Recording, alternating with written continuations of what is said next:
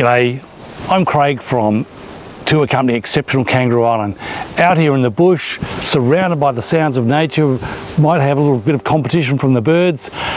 Our region has experienced extraordinary bushfires in 2020, and the eyes of the world were upon us, looking at the impact of our wildlife on our landscape, our community.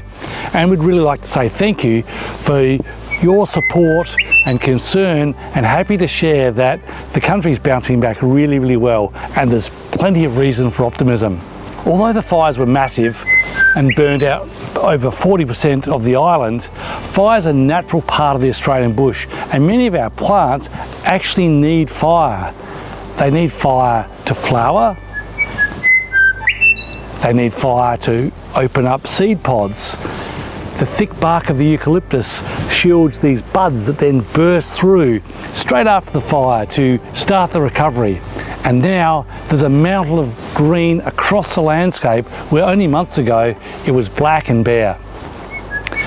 Our wildlife's been living with fire for millennia, and there's plenty of places to see the animals in the recovering landscape, as well as those areas that didn't get affected by fire. Our kangaroos, wallabies, koalas, echidnas, sea lions, and of course some of the beautiful birds like glossy black cockatoos. Our glossy black cockatoos are very rare, and a recent count found more of them than at any other time in our history, so that's really good news.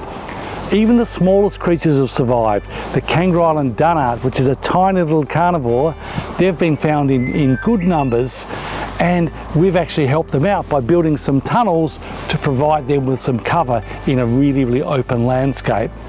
We've been tree planting as well to try and provide habitat for wildlife after the fire, so looking after our future.